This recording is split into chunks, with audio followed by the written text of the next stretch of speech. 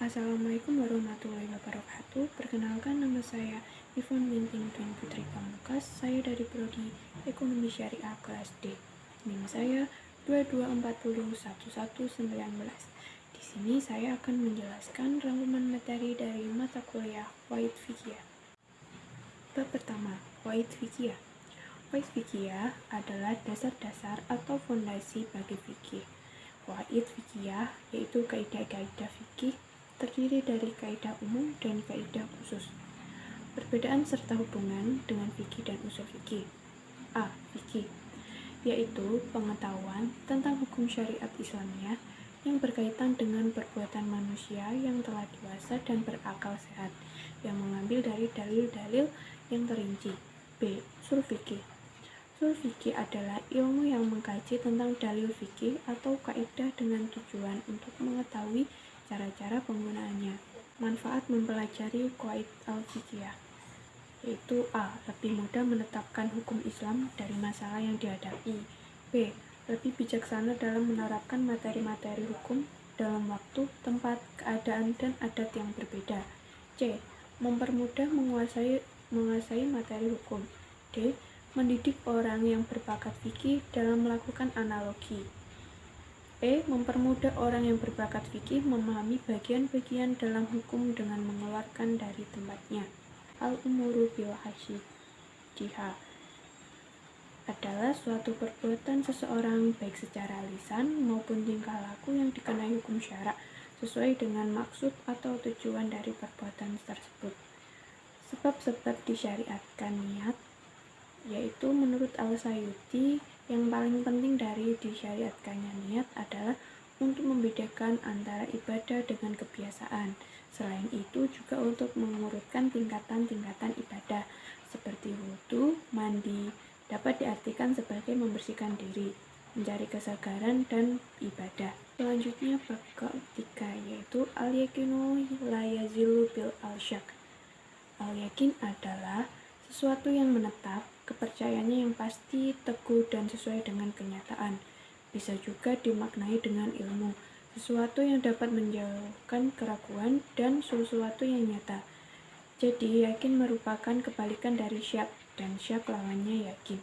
Ada pula yang mengartikan al-yakin dengan ilmu tentang sesuatu yang membawa kepada kepastian dan kemantapan hati tentang hakikat sesuatu itu, dalam arti tidak ada keraguan lagi.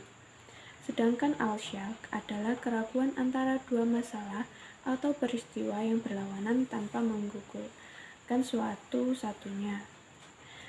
Menurut Al-Ahmad, Al-Nadwi mendefinisikan al-syak sebagai suatu pertentangan antara kepastian dengan ketidakpastian. Ketika seseorang ragu, tapi ada sesuatu yang pendukung lainnya yang bisa meyakinkan atau membatalkan keraguan yang dapat pada dirinya, maka hal semacam itu tidak termaksud dalam kategori al-syak, karena hal itu bisa dikaji salah satunya dengan yang lebih meyakinkan.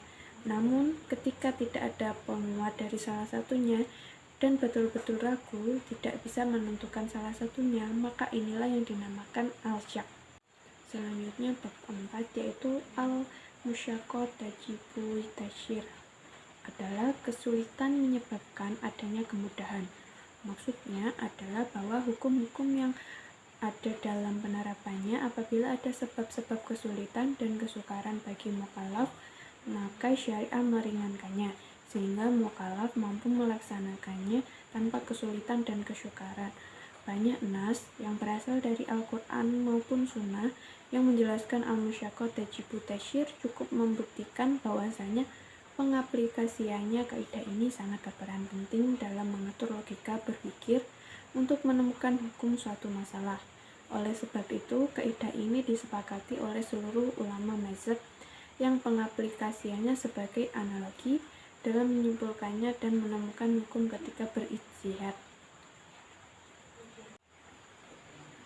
Selanjutnya yaitu bab kelima, kaidah at-taharu yuzalu, adalah kemudorotan yang harus dihilangkan. Kaidah ini memerintahkan untuk menghilangkan kemudorotan. Bila digeneralkan, semua wujud kemudorotan, baik kecil maupun besar, harus dihilangkan. Sumber kaidah ad-daharu yuzalu yaitu Al-Quran dan hadis. Cabang-cabang al-daharu yuzalu yaitu 1. A-dohar, B. hajat, C. manfaat, D. zina, E. fudul. Selanjutnya bab ke-6 yaitu kaidah al-adatu mukammah, yaitu sebagai pengulangannya sesuatu dan kebiasaan yang dilakukan berulang-ulang sehingga dia melekat dan diterima dalam benak orang-orang.